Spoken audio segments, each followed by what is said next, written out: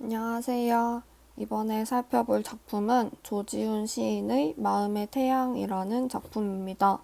이 작품은 기출됐던 작품은 아닌데 그냥 제가 조지훈 시인의 작품 중에서 잘 보지 못했던 작품인 것 같아서 분석을 해보았습니다. 먼저 제목을 보면 마음의 태양인데요. 태양은 보통 뭔가 좀 긍정적인 의미로 많이 쓰이는데 이제 이거는 작품을 읽어봐야 정확하게 알 수 있겠죠. 아무튼 간에 마음의 태양이니까 화자의 마음속에 가지고 있는 어떤 태양일 것 같아서 왠지 어떤 이상이라든가 화자가 지향하는 가치 이런 것들을 의미할 것 같다고 생각을 할 수 있습니다.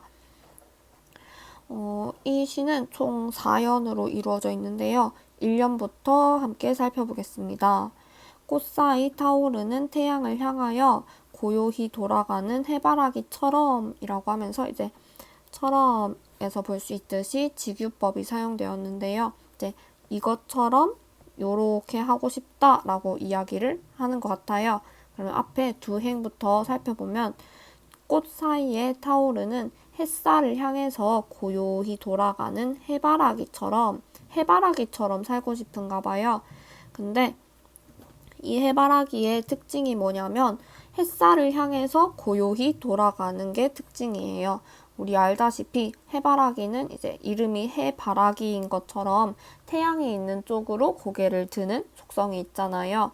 이제 그러면 밑에 두 행을 살펴보면 높고 아름다운 하늘을 받들어 그 속에 맑은 넋을 살게 하라 라고 이야기하고 있어요. 이제 해바라기는 햇살을 바라보면서 사는데요. 화자는 높고 아름다운 하늘을 받들어서 그 속에 맑은 넋을 살게 하고 싶대요. 그러면 제가 이쪽에 정리해놨는데 잘 보이시나요? 색깔을 좀 진하게 바꿔볼게요. 해바라기는 햇살을 향하고 있는데 화자는 하늘을 향해서 살고 싶대요. 그러면 이 하늘이라는 것은 이 높고 아름다운 하늘이라는 것은 화자가 지향하는 대상이자 화자가 생각하는 이상적인 세계라고 할 수 있겠죠. 그래서 그 이상의 세계에 맑은 넋을 살게 하라. 맑은 넋을 살게 하고 싶나 봐요. 이 맑은 넋이라는 것은 화자의 정화된 영혼, 깨끗한 영혼 정도로 생각할 수 있겠습니다. 이행을 보면 가시밭길을 넘어 그윽히 웃는 한 송이 꽃은 눈물의 이슬을 받아 핀다 하노니 라고 하고 있는데 2연에서도 1년과 마찬가지로 뭔가 자연의 이제 삶과 이제 화자가 원하는 삶 이렇게 두 부분으로 나누어서 살펴볼 수가 있어요. 먼저 첫 번째 나오는 이 두 행의 대상은 꽃인데요. 이 꽃은 가시밭길이라고 되어 있는 고난, 시련을 넘어서 극히 웃는 한 송이 꽃이래요. 뭔가 가시밭길이라는 이 고난을 다 이겨내고 나서야 뭔가 성숙한 여유 있는 태도로 극히 웃는 이 꽃은 눈물의 이슬을 받아 핀다 하노니 이 꽃은 쉽게 살아가는 게 아니에요.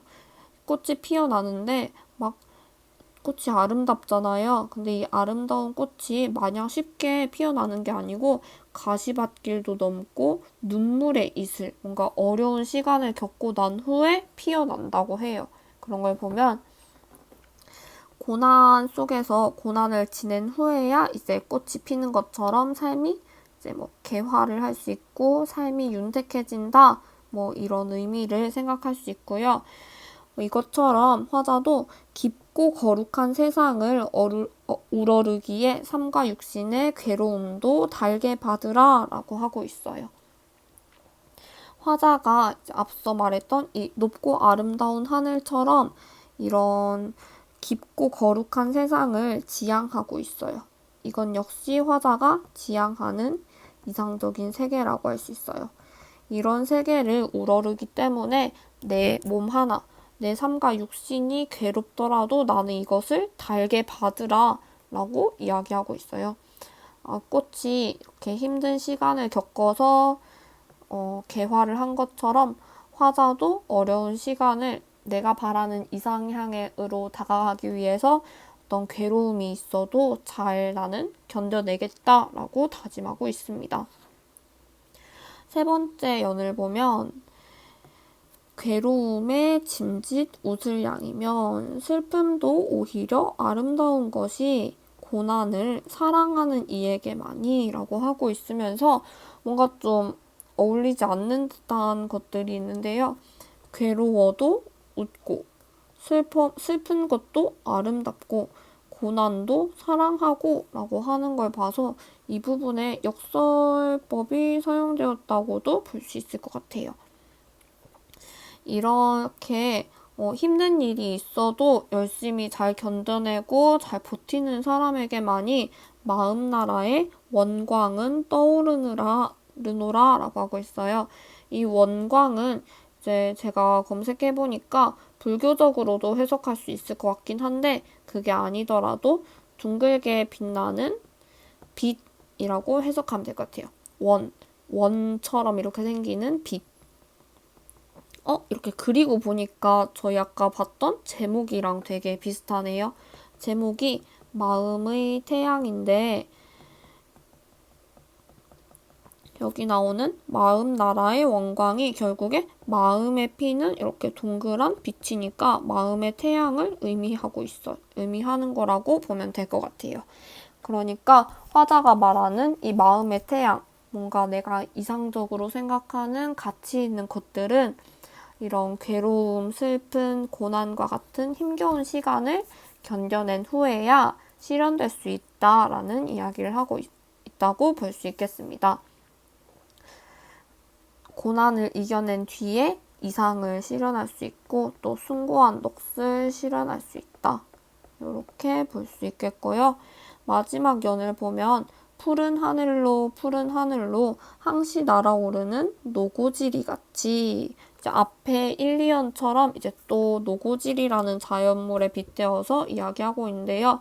노고지리는 푸른 하늘로 이렇게 반복하면서 이곳으로 노고지리는 항상 이렇게 날아오른대요. 그런 거 보면 푸른 하늘은 노고지리가 지향하는 곳이겠죠. 그래서 여기서도 직유법이 쓰였는데 이렇게 푸른 하늘로 날아가는 노고지리처럼 화자 역시 맑고 아름다운 하늘을 받들어서 그 속에 높은 넋을 살게 하라 라고 말하고 있어요. 이 맑고 아름다운 하늘은 앞에 나왔던 이것들처럼 화자가 지향하는 세상이라고 할 수 있겠습니다. 이 높은 넋은 아까 나왔던 맑은 넋처럼 화자의 정화된 깨끗한 영혼이라고 할 수 있겠죠. 이렇게 어려운 괴로움을 겪고 나서야 뭔가 만들어진 그런 아주 맑고 투명한 그런 영혼이라고 할 수 있겠습니다. 이 부분도 진하게 보면 노고지리는 푸른 하늘을 향하고 화자는 맑고 아름다운 하늘을 향하고 있다. 이렇게 볼 수 있겠습니다. 이 시를 정리해보자면 주제는 아름답고 높은 넋으로 살고 싶은 마음이라고 정리할 수 있겠고요. 표현상의 특징으로 두 가지를 살펴볼 수 있는데 먼저 1년과 4연. 1년과 4연은 천상적이고 이상적인 세계를 중심으로 하고 있다고 볼 수 있습니다. 1년은 이제 해바라기가 하늘을 바라보는 것, 그리고 4연은 노고지리가 푸른 하늘로 날아오르는 것, 이런 것 통해서 천상적이고 이상적인 세계를 중심으로 한다. 이렇게 살펴볼 수 있겠고요. 2년과 3년은 이제 지상적이고 현실적인 세계를 중심으로 하는데요. 이 한 송이 꽃이 이제 가시밭길 넘어서 이렇게 피어나는 것도 지상적이고 이제 3년에서는 괴로움, 슬픔, 고난 이런 뭔가 현실적인 어려움을 겪는다는 이야기를 하는 것에서 현실적이다라고 볼 수 있겠습니다. 그리고 또 시를 읽으면서 눈치채신 분들도 시를 읽으면서 또 확인할 수도 있었을 텐데 각 연의 마지막 부분을 보면 하라, 받으라, 떠오르노라, 살게 하라 이렇게 명령형 종결어미 라를 사용하고 있습니다. 이를 통해서 화자가 이상향으로 자기가 지향하는 곳으로 가고 싶어 하는 소망에 대한 의지를 더욱 강하게 이렇게 보여주고 있는 역할을 합니다. 그러면 여기까지 조지훈 시인의 마음의 태양 함께 살펴보았습니다.